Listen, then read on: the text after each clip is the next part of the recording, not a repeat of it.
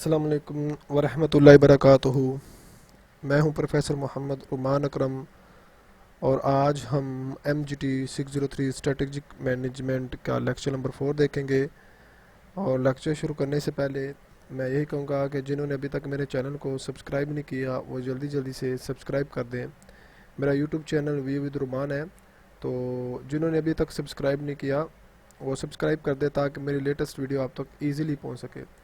और जिस जिस बुक्स के आपको लेक्चर चाहिए तो आप कमेंट करके नीचे बता सकते हैं कि किस किस सब्जेक्ट के आपको लेक्चर चाहिए, ताकि मैं उस पे वर्कआउट कर सकूं और उसके लेक्चर आप ज़्यादा से ज़्यादा अपलोड कर सकूं।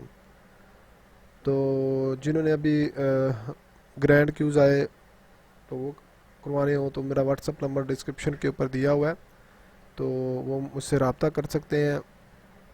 और एक्टिविटी सोल्व असाइनमेंट सोल्व करानी हो तो वो हमसे रब्ता सोल्व कर सकते हैं। ठीक है, चले आए हम लेक्चर की तरफ बढ़ते हैं। अब हमने ये पढ़ना है आज बेनिफिट ऑफ स्ट्रेटेजिक मैनेजमेंट, मतलब स्ट्रेटेजिक मैनेजमेंट के बेनिफिट्स क्या हैं वो पढ़ने हैं हमने। पहले हम देख लेते हैं नॉन फाइनेंशियल बेनिफिट्स। मतलब नॉन फाइनेंशियल बेनिफिट्स उसको कहते हैं जहां आप फाइनेंशियली तौर पर नहीं देख रहे होते। मतलब आप अपने पैसे को नहीं, आप अपनी क्वालिटी को देखते होते हो, प्रोडक्टिविटी को देख रहे होते हो, मतलब एम्प्लॉय की मोटिवेशन उनको देखते होते हो। तो इसमें फाइनेंशियल नहीं आता बेनिफिट, लेकिन आपकी अदर देन फाइनेंशियल जो बेनिफिट होते हैं उसको देखते हो आप। ठीक है, जैसा कि उसने बताया हुआ है कि इंक्रीज एम्प्लॉय प्रोडक्टिविटी। मतलब आपने एम्प्लॉय की प्रोडक्टिविटी है जो इंक्रीज़ करनी है, मतलब एम्प्लॉय की जो कैपेसिटी है या जो इसके अंदर खामी है उसको पूरा आपने इंक्रीज़ करना है, उसकी मोटिवेशनल, उसकी स्किल्स को इम्प्रूव करना है, उसकी प्रोडक्टिविटी को इम्प्रूव करना है। ठीक है, तो ये नॉन फाइनेंशियल एक बेनिफिट होते हैं, इससे आपका फाइनेंशियल बेनिफिट नहीं होता है, ये बात ध्यान में रखिएगा। आप देखिए, अब एम्प्लॉय को थोड़ा प्रोडक्टिविटी तौर पर इंक्रीज़ करना है, उसकी स्किल्स को इम्प्रूव करना है। ठीक है, सही है, वो अच्छे से काम कर सके, उसको इम्प्रूव करना है। तो इसमें आपका पैसा तो नहीं ना, मतलब वो आप एम्प्लॉय को मोटिवेट दे रहे हो, एम्प्लॉय की स्किल्स को बढ़ा रहे हो, तो इसमें आपको फाइनेंशियल बेनिफिट तो नहीं ना। ये नॉन फाइनेंशियल बेनिफिट होते हैं जो आपकी ऑर्गेनाइजेशन के लिए बड़े बेनिफिट होते हैं इन फ्यूचर। ठीक है, ये होता है। आगे देखिएगा, कहता है कि improve understanding of the competitive strategy. अब देखो, आप जाहिर बात है आपका भी बिजनेस है और आपका कंपेटिटर भी बैठा होगा, जैसे कि उसका मतलब जोंग जैज़ का ले लेते हैं। मतलब अब जोंग अंडरस्टैंड कर पाएगा जैज़ के कंपेटिटर को अच्छे तरीके से। अब ये जो अंडरस्टैंडिंग है, इम्प्रूव अंडरस्टैंडिंग, मतलब वो कौन से, मतलब अब देखो जोंग जो है ना वो जैज़ को देखता है, वो पैकेज क्या देता है, ठीक है, नेट पैकेज क्या देता है। ठीक है, अब उसको अंडरस्टैंड कर रहा है ताकि मैं भी उससे सस्ते पैकेज दे सकूं और लोग मेरी तरफ अट्रैक्ट हो सकें और स्पीड अच्छी दे सकूं। ठीक है, ये भी एक मतलब understanding, improve understanding of the competitive strategy को अच्छे तरीके से इम्प्रूव करो, अंडरस्टैंड करो, इसका मतलब ये है। उसके बाद greater awareness of the external threat. मतलब आपको एक्सटर्नल थ्रेट का पता होना चाहिए, आपके कंपेटिटर, ठीक है, आपकी वीकनेस क्या है। मतलब वीकनेस तो इंटरनल हो जाती है ना। ठीक है, उसके बाद आपने थ्रेट देखने हैं आपके कौन कौन से एक्सटर्नल। जैसे आपका कंपेटिटर आपको थ्रेट क्या आ सकता है, मार्केटिंग में आपका क्या थ्रेट है। ठीक है, आपकी प्रोडक्ट मतलब कैसे बाहर अपनी मार्केट में लेके जाना पड़ेगा। ठीक है, तो अवेयरनेस होना चाहिए, आपको जानना चाहिए कि मेरी मार्केट में क्या क्या थ्रेट है। ठीक है, उसके बाद देखिएगा understanding of the performance reward relationship. आप जो बंदा परफॉर्म करता है उसको रिवार्ड रिलेशनशिप देनी चाहिए, मतलब उसके कुछ ना कुछ उसका रिवार्ड होना चाहिए, उसको अंडरस्टैंड करना चाहिए। मतलब जो अच्छा काम करता है, अंडरस्टैंडिंग परफॉर्मेंस रिवार्ड रिलेशनशिप। जो बंदा अच्छा परफॉर्म करता है उसको रिवार्ड मिलता है, उसकी अंडरस्टैंडिंग को अच्छा करने से, मतलब उसको रिवार्ड मिला क्यों है, उसका रिलेशन रिवार्ड के मुताबिक क्या है। ठीक, ये आपको अंडरस्टैंड करना चाहिए। बेटर प्रॉब्लम अवॉइडनेस, मतलब आप जो बेटर प्रॉब्लम है उसको अवॉइडनेस करना चाहिए। मतलब आपको जो प्रॉब्लम दिखाई दे रही है जो आपके ना होने के बराबर है तो उसको अवॉइड कर दें। ठीक है, lesser resident to the change. ठीक है, रेजिडेंसी टू चेंज, इसका मतलब होता है कि आपका जो लेसर है रेजिडेंट टू चेंज में से लेसर होता है कि एक होता है लेस, एक होता है लेसर। लेसर होता है जो कोई चीज़ उधार पे देता है या लीज पे देता है, तो उसकी रेजिडेंसी तो चेंज हो जाए तो वो क्या होता है आपकी मैनेजमेंट स्ट्रेटजी में आ जाता है। अब देखिएगा benefit of the strategic management के according to the green by मतलब ये राइटर है उसके मुताबिक देखिएगा, कहता है कि आइडेंटिफिकेशन ऑफ द अपॉर्चुनिटीज जारी बात है कि आपको मौका जो मिलता है मार्केट में ये एक्सटर्नल होता है, ये बाजी में रखिएगा। एक्सटर्नल आपने आइडेंटिफिकेशन देखनी है कि हमारी स्ट्रेटेजिक मैनेजमेंट में सबसे ज़्यादा अपॉर्चुनिटी हमारे लिए है क्या है, ये आइडेंटिफिकेशन करनी है आपने, ठीक है। Objective view of the management problem, आपने देखना है कि हमारी मैनेजमेंट प्रॉब्लम के ऑब्जेक्टिव क्या है, मकसद क्या है, मतलब क्या क्या प्रॉब्लम आ रही हैं, ठीक है। इसमें ये देखना है हमने। इम्प्रूव कोऑर्डिनेशन एंड कंट्रोल, मतलब आपने जो कोऑर्डिनेशन है आपकी और आपकी जो कंट्रोल है उसको इम्प्रूव करना है, मतलब कोऑर्डिनेशन आपने एम्प्लॉय के साथ कोऑर्डिनेशन करना है, उसके ऊपर कंट्रोल भी रखना है और उसको इम्प्रूव करना है आपने, ठीक है। Minimize adverse conditions and changing, मतलब आपने जो आपके एडवर्सली जो आपके खिलाफ कंडीशन आ जाती हैं या चेंजिंग आ सकती है उसको मिनिमाइज करना है आपने, ठीक है। ये नहीं है कि उसको बढ़ा लेना है, मतलब उसको ज़्यादा से ज़्यादा आपको कोई प्रॉब्लम है तो वो प्रॉब्लम दिन ब दिन इंक्रीज हो रही है, ऐसा नहीं होना चाहिए, उसको मिनिमाइज करना चाहिए, उसको ख़त्म करना चाहिए, ठीक है। ये एक चीज़ आ जाती है, ठीक है। उसके बाद देखिएगा अच्छा जी आगे देखते हैं benefit of the strategy management में। देखिएगा एक और आ जाते हैं decision to better support objective, मतलब ये अगर आपकी अंडरस्टैंडिंग अच्छी है ना तो आपको ये जो डिसीजन लेने में बड़ा मेन अहम मकसद दिखाई देगा अगर इसका आपको कर देते हो। ये decision to better supporting objective, मतलब आपके ऑब्जेक्टिव को बड़ा सपोर्ट करता है ये डिसीजन अगर आपकी बेटर अंडरस्टैंडिंग होगी। अगर effective allocation of the time and resource, मतलब आपने ये टाइम एंड रिसोर्स जो आपने पैसा लगाना है एलोकेशन करना है उसकी इफेक्टिवनेस होनी चाहिए, मतलब आपको पता होना चाहिए कि ये कहाँ लगने चाहिए और किस टाइम लगने चाहिए, तो ये इफेक्टिव एलोकेशन होती है ऑफ द टाइम की और रिसोर्स की। आपको पता होना चाहिए कि मैंने टाइम कहाँ देना है और पैसे किधर लगाने हैं, ठीक है, किस टाइम लगाने हैं, तो ये इफेक्टिव एलोकेशन होती है। इंटरनल कम्युनिकेशन अमंग पर्सनल, जितने भी आपके एम्प्लॉई हैं मैनेजमेंट के बंदे हैं उसके साथ इंटरनल कम्युनिकेशन होनी चाहिए आपकी, वैसे आपको पता होना चाहिए कि हमारा एम्प्लॉय क्या काम कर रहा है, हमारे एम्प्लॉय की मोटिवेशन क्या है, ठीक है, तो ये सारी चीज़ें आपको पता होनी चाहिए। Integration of the individual behaviour, आपको इंडिविजुअल बिहेवियर क्या है उसका, इंटीग्रेशन क्या है उसका, ये सारा आपको अवेयरनेस होनी चाहिए। सेक्रीफाइस, ये सेक्रीफाइस लिखा हुआ, ठीक है। इंडिविजुअल रिस्पॉन्सिबिलिटी, मतलब हर बंदा अपनी इंडिविजुअल रिस्पॉन्सिबिलिटी के ऊपर सेक्रीफाइस करे, वो मतलब उसके ऊपर मेहनत लगाए, जीन जान के अपनी रिस्पॉन्सिबिलिटी समझना, ये बात है। अब देखिएगा बेनिफिट तो सोच स्ट्रेटेजिक मैनेजमेंट में देखिएगा आगे भी है। इनकर्ज फॉरवर्ड थिंकिंग, मतलब अपनी थिंकिंग को इनकर्ज करें, मतलब और सब सारी दें आपकी, अगर अच्छा काम कर रहे हैं तो इसका मतलब है कि आपको इनकर्ज करना चाहिए आपको, ठीक है। Encourage favourable attitude toward change, मतलब आपके अंदर फेवरेबल एटीट्यूड चेंज आ रहा है तो इसको भी इनकर्ज करना चाहिए, उसको मोटिवेशनल करनी चाहिए, उसको वो सब्सिडी देनी चाहिए, ठीक है। आपके अंदर मतलब पॉजिटिव रिएक्शन आ रहा है। Discipline discipline and formality to the management of the business, मतलब आपके फॉर्मेट एक अच्छे डिसिप्लिन आ गया आपकी मैनेजमेंट में बिजनेस में, तो ये भी एक इसका बेनिफिट आ जाता है स्ट्रेटेजिक मैनेजमेंट का, ठीक है। आप देखिएगा why firm do no strategic planning, मतलब आपके स्ट्रेटेजिक मैनेजमेंट क्यों नहीं करती, टू एक्सपेंसिव, जारी बात है कि प्लानिंग के लिए फर्म के लिए बहुत ज़्यादा पैसे चाहिए होते हैं, ये टू एक्सपेंसिव इनका मतलब बहुत ज़्यादा एक्सपेंसिव हो जाता है ये खर्चा और स्ट्रेटेजी प्लानिंग बनाने में, और आगे होता है वेस्ट ऑफ टाइम, बड़ा वेस्ट ऑफ टाइम लगता है इसके ऊपर, मतलब कुछ एम्प्लॉई होते हैं वो सीरियस होते नहीं है, टाइम वेस्ट करते रहते हैं प्लानिंग में ही, ठीक है, ये होता है। लेजीनेस, इसमें लेजीनेस बड़ी होती है, आप सुस्त होकर काम करते हैं, स्ट्रेटेजी की प्लानिंग बड़ी सुस्त होकर बनाते हैं, प्लानिंग स्ट्रेटेजी प्लानिंग में बड़ा टाइम लगा देते हैं। फेयर फाइटिंग, बस इसका मतलब ये होता है कि आपके फॉर एग्जाम्पल है आपके ग्रुप बने होते हैं, ए बी ग्रुप एम्प्लॉइयों के ग्रुप बने होते हैं, उसके अंदर फाइटिंग होने के भी चांस होते हैं, ठीक है, उन्होंने ये कर दिया, इन्होंने वो कर दिया, ठीक है। कंटेंट विद सक्सेस, मतलब इसका जो कंटेंट देने होते हैं वो सक्सेसफुली होने चाहिए, ठीक है। ये वजूहात होती हैं जो वो कहते हैं कि नहीं प्लानिंग स्ट्रेटेजी प्लानिंग हम वाई क्यों करें, हम क्यों नहीं करते हम। अच्छा why firm do not strategy planning में आ जाता है सेल्फ इंटरेस्ट, इसमें आपका सेल्फ इंटरेस्ट भी आ जाता है। एक मैनेजर है वो कहता है कि मैं ये काम कर लूँगा, दूसरा कहता है कि नहीं यार नहीं करना चाहिए, सेल्फ इंटरेस्ट बात आ जाती है। ठीक है, सस्पेंशन हो जाती है इसमें, ठीक है, कि आपकी सस्पेंशन की तरफ आ जाते हैं। फियर ऑफ द फेलियर, मतलब वो फेलियर के बहुत ज़्यादातर दूर चले जाते हैं।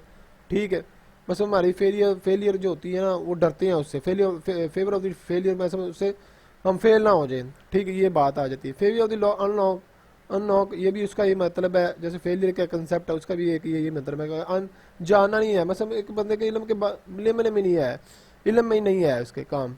ठीक है, उसको अवेयरनेस ही नहीं है उसके में। प्रीवियस बैड एक्सपीरियंस है, या आपका पिछली दफ़ा आपने कोई स्ट्रेटेजी प्लानिंग की होगी, आपका मतलब बैड एक्सपीरियंस रहा है तो उसकी वजह से भी आप नहीं करते।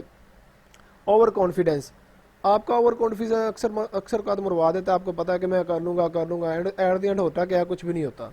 ठीक है, तो ये आपका ओवर कॉन्फिडेंस होता है। अब देखिएगा pitfalls to the avoid avoid in strategy planning, देखिएगा कहता है using to the gain control over this decisions and resource, मतलब इसका मतलब ये होता है कि आपने मतलब कंट्रोल करना है किसके ऊपर, आपने डिसीजन और रिसोर्स के ऊपर ओवर कंट्रोल करना है, वो यूज टू गेन हो सकता है। अगर आप कंट्रोल कर सकते हैं वो डिसीजन रिसोर्स के ऊपर, वो आपके लिए यूजिंग टू गेन हो सकता है, आपके लिए फायदेमंद चीज़ हो सकती है। बाद में आप स्ट्रेटेजी प्लानिंग भी अच्छी कर रहे हो।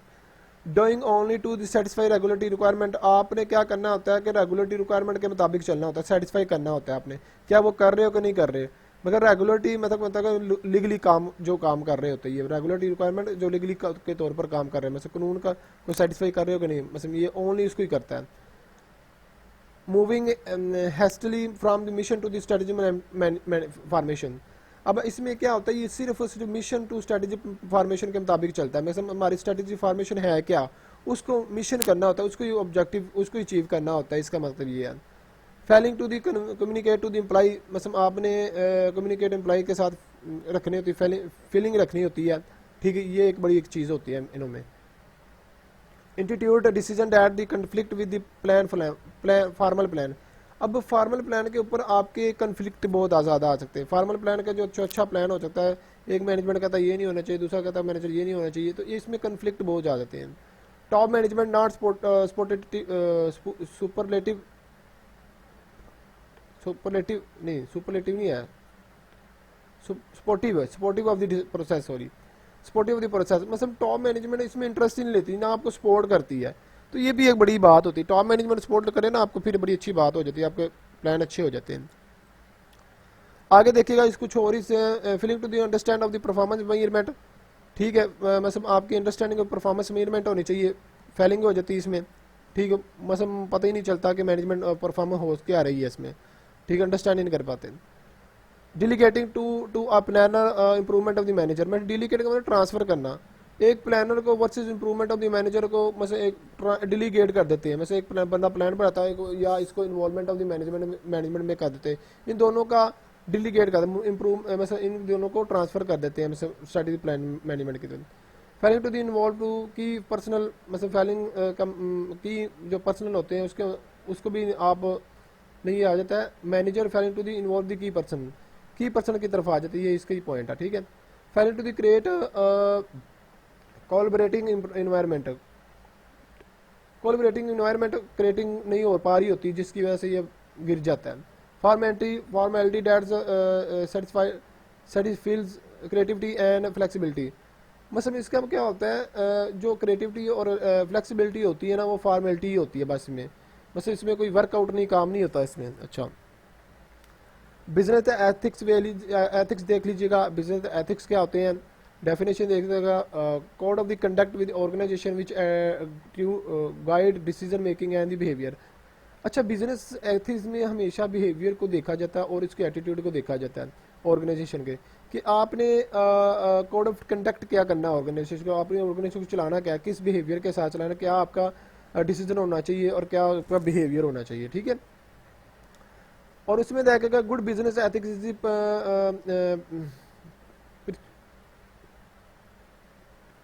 Prerequisite for good strategy management, मतलब आपकी जो बिजनेस एथिक्स ये कहता है कि आपकी गुड स्ट्रेटजी मैनेजमेंट के लिए प्री रिक्विजिट होनी चाहिए आपकी। ठीक है, अगर प्री रिक्विजिट होती हैं तो वो आपके बिजनेस एथिक में काम आती हैं, बाज़ेन में रखिएगा, ठीक है। तो ये वही बात कर रहा है कि आपके बिहेवियर और आपके डिसीजन मेकिंग के ऊपर आपका काम आ जाता है। बिजनेस एथिक्स में देखिएगा, और providing the basis of the which policy can be devised to guide daily behaviour and decision at the work place. अब इसका मतलब ये कह रहा है कि आपने जो बिजनेस में पॉलिसी बनाई होती है, जो प्रोवाइड की होती है ना आपने, उस गाइड के मुताबिक आपका बिहेवियर और आपका डिसीजन वर्क प्लेस में क्या है, ये बिजनेस एथिक्स है कि आपने काम किस अच्छे तरीके से कर रहे हो, किस वर्क प्लेस पे कर रहे हो, और आपका बिहेवियर क्या, जो आपको पॉलिसी दी जाती है क्या उस पॉलिसी के मुताबिक आप काम करते हो कि नहीं करते, ये बता रहा है। बिजनेस एथिक्स में हो देखिएगा, internet privacy is on emerging ethical issue of the immense proportions. अब देखिएगा जो इंडियन, अब ये देखिए ना, इसमें ये होता है कि आप बिजनेस एथिक्स में होता है कि आपकी जो इंटरनेट प्राइवेसी दी होती है वो एथिकल इशू, मतलब एथिकली तौर पर काम उसके ऊपर करें, मतलब आप कोई फ्रॉड ना करें उसके ऊपर, या पंगे शंगे ना लो उसके, मतलब आपने उसको हैक कर लिया, इसको हैक कर लिया, मतलब प्राइवेसी एक प्राइवेसी होती है, ठीक। बिजनेस एथिकल इसके का मुताबिक होता है कि बिजनेस को सही तरीके से जो आपका काम है वही काम किया जाए, बस। अच्छा जी, आगे देखिएगा, बिजनेस एथिक्स में देखिएगा, इंटरनेट एंड बिजनेस एथिक्स के अंदर 38 पर companies store and review employees email message, मतलब आपका वो क्या करते हैं, कंपनी 38% लोग होते हैं जो कंपनी एम्प्लॉइज को ईमेल मैसेज भेजती हैं, मतलब आपको कोई अपॉइंटमेंट होती है, मीटिंग होती है, उसको आप कर देते हैं। अब फ्राम 50% रिसेंटली, मतलब अब क्या होता है कि अब 50% रिसेंटली हो गया है। 54% company monitor employees internet connection के साथ। अब क्या होता है, इंटरनेट कनेक्शन के साथ ही एम्प्लॉय को कनेक्शन रखा जाता है, ठीक है। जैसे आगे अब बहुत ज़्यादा आ जाते हैं, सब इंटरनेट, सब कंप्यूटर आ जाते हैं, आप दूसरे का कंप्यूटर अपने हैंड में कंट्रोल कर सकते हो, उसको देख सकते हो, ये सारी चीज़ें आ जाती हैं। Situation the Pakistan is not much different, मतलब पाकिस्तान में भी इतनी कोई ना डिफरेंस ज़्यादा नहीं है, यही होता है सारी कंपनियों में, ठीक है।